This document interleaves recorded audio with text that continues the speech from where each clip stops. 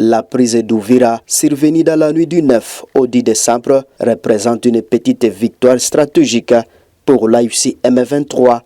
Située au bord du lac Tanganyika, Ouvira est une ville verrou et un hub commercial clé qui contrôle la frontière avec le Burundi et donne accès aux routes vers le sud Kivu, donc vers Fizi et le Grand Katanga et vers l'intérieur du pays.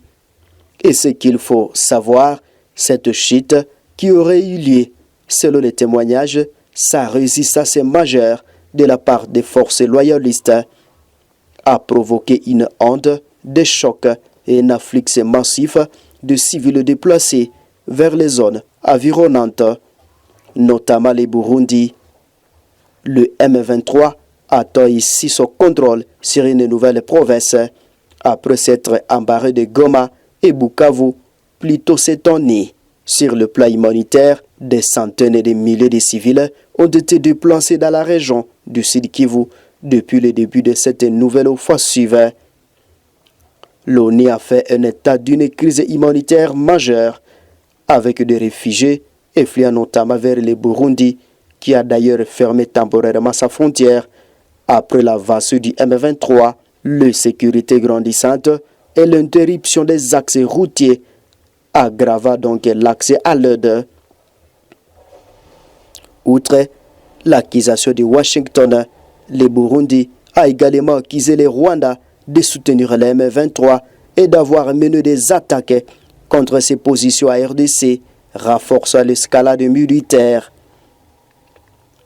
Alors que le gouvernement de la RDC, par la voix de sa ministre des Affaires étrangères, Thérèse Kaikwamba Wagner, a vivement réagi à la tribune du Conseil de sécurité, fustigeant les 9 mois d'inaction de la communauté internationale après l'adoption d'une résolution qui n'a pas empêché l'escalade. Elle a appelé les États-Unis à imposer des sanctions au Rwanda pour restaurer la crédibilité des processus de paix. Alors que le secrétaire général de l'ONU, Antonio Guterres, déjà en fragilité, atteint un seuil de rupture. Ces faits sont documentés par les mécanismes humanitaires et confirmés par OCHA. Il crée également un risque majeur de régionalisation. Des tirs ont déjà touché le Burundi. Ouvira n'est distante que de 30 km de Bujumbura. Aucun pays voisin ne peut être exposé à de telles attaques sans risque d'escalade. La stabilité régionale ne peut reposer sur la normalisation de violations aussi graves. Monsieur le Président, moins d'une semaine après la signature des accords de Washington, certains acteurs ont choisi de s'écarter des engagements librement acceptés. Le recours à des narratifs inversés et à une désinformation systématique pour attribuer à la République démocratique du Congo la responsabilité des attaques commises par la coalition RDF-M23 est une stratégie désormais bien documentée par des mécanismes internationaux. Nous ne pouvons accepter que la manipulation devienne un instrument de politique régionale.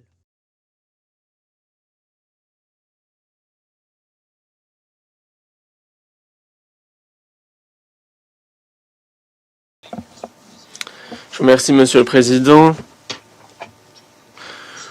Je remercie les intervenants, chers collègues.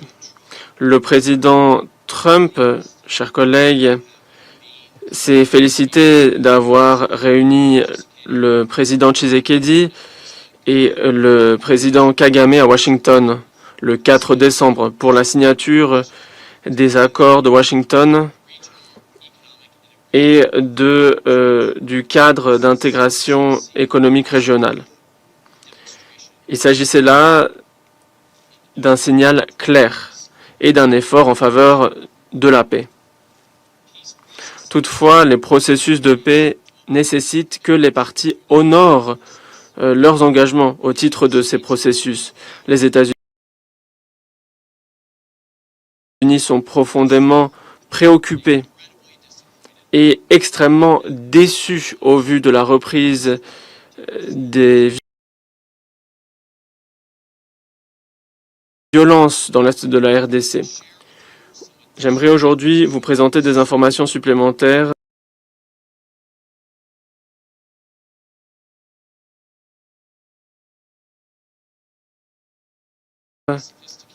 quant à l'ampleur et la sophistication de la participation du Rwanda à l'évolution de la situation dans l'est de la RDC.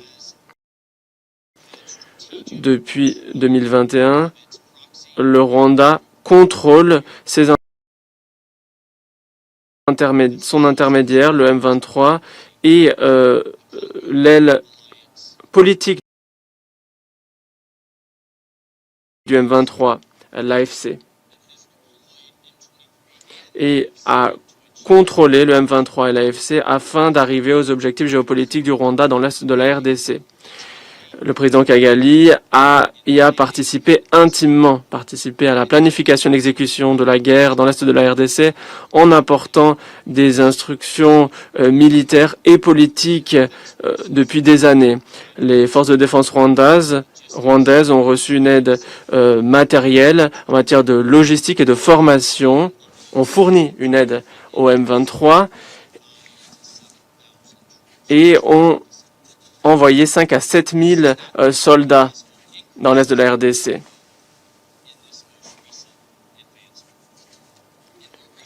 Ces derniers mois, le Rwanda a déployé plusieurs missiles sol-air et des armes sophistiquées dans le nord et le sud Kivu afin d'aider le M23 dans son conflit face à la RDC.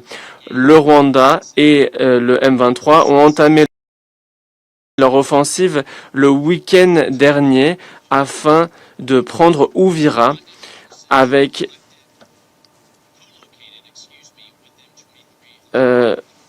les forces rwandaises qui étaient situées elles aussi sur le front. Nous avons aussi des informations qui indiquent qu'il y a des drones suicides qui sont utilisés de plus en plus, de même que l'artillerie, aussi bien par le M23 et par les forces rwandaises, avec des frappes, y compris dans le Burundi. Alors, au lieu d'avancer vers la paix, comme nous l'avons vu avec les efforts du président Trump, le Rwanda mène la région vers une instabilité croissante et vers la guerre. Et au vu des engagements pris dans les accords de Washington, nous sommes préoccupés de ce que l'armée rwandaise, de par sa présence continue dans la RDC en appui du M23, intervient. Nous utiliserons tous les outils à notre disposition pour tenir responsables les auteurs de ces actions. Le Rwanda doit reconnaître le droit du gouvernement du RDC à défendre son territoire et son droit souverain à faire en sorte que les forces rwandaises se retirent de ce territoire. Nous échangeons avec toutes les parties pour appeler à la retenue et pour éviter une escalade plus avant, et notamment pour empêcher une rhétorique hostile aux Tutsis. Alors que l'on négocie du mandat de la MONUSCO, les États-Unis veilleront à ce que la mission soit dotée des capacités suffisantes pour apporter une aide aussi bien au processus de Doha que celui de Washington, en gardant à l'esprit que les parties sont responsables de la réussite de la mise en œuvre. Et nous comptons sur le soutien de ce Conseil à l'heure de négocier de ce mandat.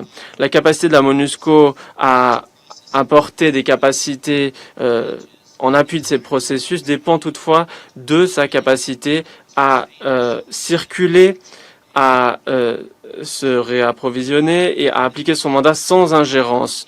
Le fait que les forces de la paix de l'ONU soient assiégées par des forces qui sont appuyées par un État membre qui lui-même fournit un contingent aux opérations de paix est une hypocrisie bien triste.